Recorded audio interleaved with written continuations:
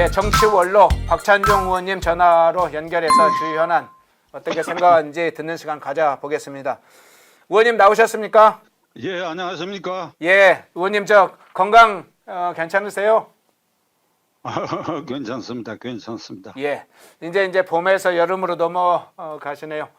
가네요. 예, 예. 의원님 이것부터 질문을 드릴게요.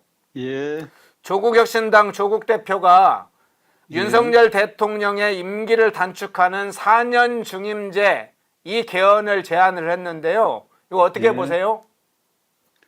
이 개헌을 제안한 조국 대표와 여기에 동조하고 있는 이재명 대표가 이 국가를 더욱 수렁에 몰고 가려고 하는 이 음모라고 저는 생각합니다. 예. 지금 이 시기에 대통령 중임제를 골자로 하는 개헌을 논의할 시기가 절대로 아닙니다. 22대 국회 개원을 앞두고 22대 국회 초반에 개헌 불길을 아마 붙이려고 하는 것 같은데, 이 두 사람과 그 강경파 일부가 결국은 사법 리스크로부터 탈출하려고 하는 시도로 그걸 무기로 개헌론을 들고 나왔다. 우선 이 개헌론을 불붙이기 시작한 조국의 경우에 그 불붙일 도덕성이 전혀 없어요. 지금 대법원 상고심 판결을 대기하고 있어요. 그러니까 직무에 관한 죄로 2년 실형 선고를 받았으니까 대법원 상고심이 지금쯤 열려야 하는데 왜 안 열린지 모르겠어요. 사실 조만간에 열릴 겁니다. 그 상고 기각이 되면 적일로 형집행을 당할 그런 경우가 있고, 이재명 대표의 경우도 여러 일에 걸려 있고 대북 송금 사건의 구속영장도 대기하고 있는 이런 상태니까 나라를 혼란스럽게 해가지고 그 중심에 자기들이 서 있다는 위세를 보여가지고 검찰과 법원을 압박하는 수단으로 이 개헌 논의를 불붙이고 있다. 그러면 대통령 중임제 개헌이 지금 이 시기 절대로 필요한가? 절대로 필요하지 않다. 그러면 현행 헌법이 69년에 개정돼 가지고 시행된 지 37년 됐는데, 그러면 현행 헌법에도 문제가 없느냐? 있다. 있는데 그것을 이 중임제로 대체할 만한 그런 문제가 있는 것은 아니다.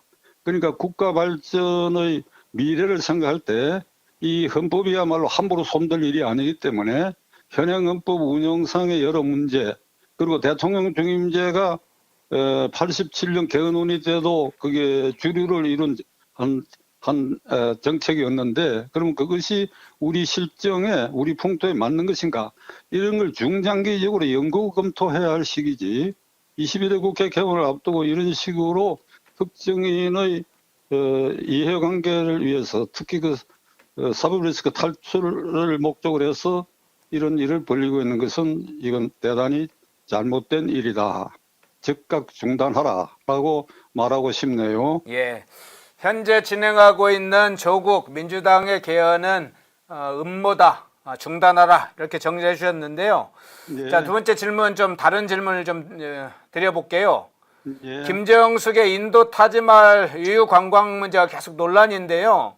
예. 이걸 문재인 전 대통령은 첫 영부인 단독 외교다 이렇게 입장을 예. 밝혔는데, 이건 어떻게 보고 계세요?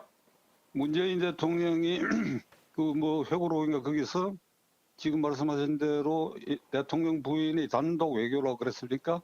예, 단독 외교라 그랬죠. 네, 그러면 그게 허황후 기념 행사와 그리고 부수적으로 타지마할을 이제 갔다 왔는데, 모든 사람이 느끼기로 타지마할을 목표로 하고 간 것으로 보고, 만일 문 대통령이 말한 대로 영부인의 외교 성과 뭐라고 표현했다 그랬죠? 문 대통령이 자서전에서 첫 영부인 단독 외교예요. 단독 외교. 예, 그런 말을 붙이려면 대통령 특사로 김정숙을 임명했어야 됩니다. 대통령 특사로요. 예, 물론이죠. 예, 대통령 특사로 임명해야죠. 아니면 개인 자격으로 인도 정부의 공식적인 요청, 문재인 대통령의 영부인 김정숙 여사를 특별히 초청한다 하는 똑 떨어진 요청이 있었다면 모르겠는데, 네. 그거 없잖아요. 원래 장관급 오라 그랬고 외교장관이 가야 되는데 바쁘니까 대신 문화부 장관 가기로 했거든. 네. 그러니까 대통령 부인이 개인 자격으로 이 인도 정부에 대해서 막무가내로 가는 바람에 국고 낭비가 얼마나 심했습니까? 예. 대통령 전용기 띄고 지요 경호관 14명인가 따라가지요. 부수적으로 수발하는 공무원이 6명, 그러니까 40명의 매머드 시찰단이라 그러나 그 관광단을 끌고 갔으니까 예. 그게 국민의 입장에 대해서 보면 말이죠.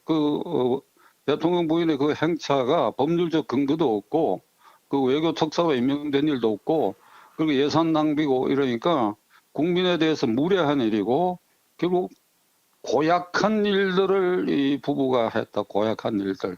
예. 그래서 지금 제 심정은 고얀 사람들이다.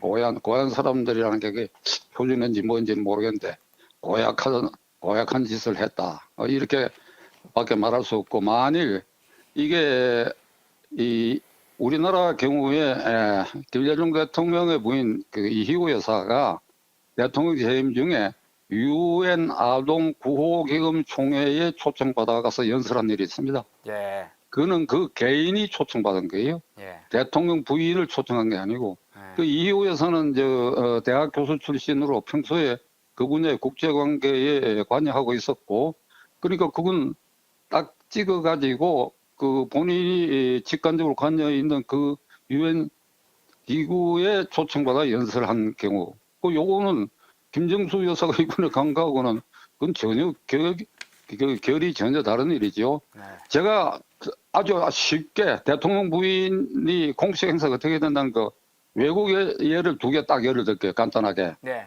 미국의 프랑클린 루즈벨트 대통령 부인 엘리노아 여사는 연방정부의 사회교육 분야의 공식 직함을 가지고 네. 대통령 재임 중에도 활발하게 활동했습니다. 그건 공무원이었죠. 예. 공무원으로. 그이는 루즈벨트가 대통령 되기 전서부터 그런 활동을 해왔고 대통령 된 후에는 아주 연방정부의 임명직을 가지고 그 활동을 했고 그 다음에 장개석 총통 부인 송미령 여사도 이게 43년 카이로 회담에 그 참석했었는데 루즈벨트 대통령, 처칠 수상, 장개석 총통. 근데 거기에 보도 사진에 그 세 사람 외에 4사람 사진이 찍혀 있어요. 송미령 여사야. 예. 그럼 이게 장개석 총통 부인으로 간 게 아니라 중화민국 외교 고문 자격으로 간 겁니다. 그러니까 이 부인으로 따라간 게 아니라 남편과 동행한 것이 동행. 예. 그래서 그 송미령 여사는 그 즈음에 미국에 가고 상하양원 합동회의에서 연설을 했는데 그것도 중화민국 외교 고문 자격으로 그거 연설한 겁니다. 이렇게 생각해 보면 김정수 여사가 이번에 한 일은 이 생각할수록 고얀 일이네. 생각할수록 고얀 일이다. 장개석의 부인 송미령 여사는 외교 고문으로 간 거고 예. 이호 여사가 유엔 아동기금에 간 것은 개인 자격으로 간 것인다. 개인 자격 초청 받아가지고 개인 자격으로 초청받아 갔다. 김정숙은 뭐냐? 참으로 고약한 짓이다. 예, 그렇게 정리가 되네요. 예. 예. 문재인 전 대통령 회고록에 관해서 하나 더 여쭤볼게요. 예. 예, 회고록 내용에 보니까 김정은의 비핵화 약속은 진심이었다. 예. 그러면서 2018년 비핵화 협상 결렬 책임이 미국 트럼프 대통령의 즉 미국의 참모들 당시의 백악관 참모들에게 책임이 있다 이렇게 회고록에 글을 주장을 했는데 어떻게 보시나요? 그건 문재인 대통령이 아주 철저하게 김정은의 대변인 노릇을 했군요. 김정은의 대변인. 그러니까 북한의 핵 관계는 91년 노태우 대통령 때 남북 기본 합의서가 서명대가 발효됐고 거기에 곁들여 가지고 한반도 비핵화 선언이라는 게 있었습니다. 예. 그것도 일종의 이제 조약의 성격을 가는 거지 남북한 간에 어찌든 간에. 그러니까 그 비핵화 선언은 남북한 어느 쪽도 핵물질의 생산, 보유, 사용을 일치하지 않는다. 그러니까 NPT 그러니까 핵 확산 금지 조약에 북한도 참석하고 그러니까 그걸 계기로 그게 이제 91년 그 10월 달 일이었는데 그 11월에 유엔 총회에 비로소 남북한이 그 선언을 계기로 동시 가입했습니다. 유엔 총회에 유엔에 동시 가입해가 그 첫 총회에 이 남북한이 5명씩의 대표가 파견돼가 서로 총회장에서 조우한 일도 있는데, 그때 그 총회에 5명 대표가 외무장관, 뭐 외교통일위원장 이렇게 하는데 국회의원 한 사람 끼는데 내가 그 대표단의 일원이었습니다. 네. 그러니까 그 비핵화 선언을 계기로 한 것이고, 그 뒤에 이걸 더욱 심화시키기 위해서 94년 8월에 김영삼 대통령과 김일성의 정상회담이 예정돼 있었는데 7월 달에 김일성이 갑자기 죽는 바람에 그냥 무산되고, 그 뒤로 김정일 시대에서부터 핵을 꾸준히 개발해 온 겁니다. 그러니까 김대중 대통령이 평양 가서 김정일이 하고 뭐 만나가, 그게 뭐 6.15 선언이죠 아마. 예.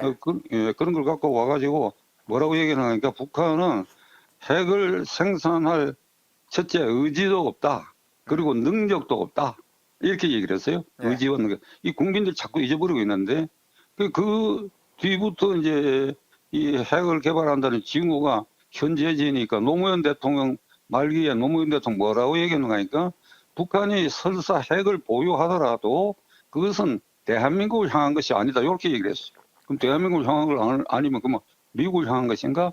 그렇게 이제 하고, 그 뒤에 문재인 박근혜 대통령을 거치면서 북한은 꾸준히 핵 개발을 해왔어요. 그걸 예. 점차 고도화된 게 이제 김정은 시대에 와갖고 더 고도화된 것인데, 이거를 뭐 문재인 대통령이 회고록에 이상한 소리를 썼는데, 그거 말이 안 되는 소리죠. 네. 이제 핵의 고도화까지 이야기를 해주셨네요. 마지막 질문 하나 드릴게요. 예, 민주당이 지금 국회 내 이제 상임위 배분과 관련해서 22대 국회 상임위 배분 관련해서 지금 국민의힘과 협의를 하고 있는데, 예, 민주당에서 법사위와 운영위를 모두 민주당이 하겠다고 지금 주장을 하고 있습니다.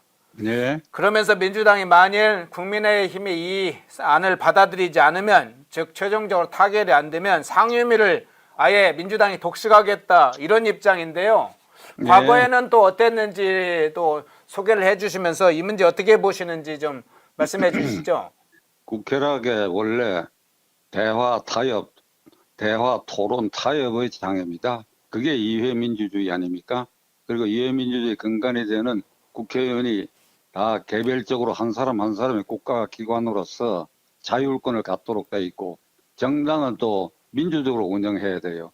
그리고 무엇보다도 국회는 이 전통을 중시해야 돼요.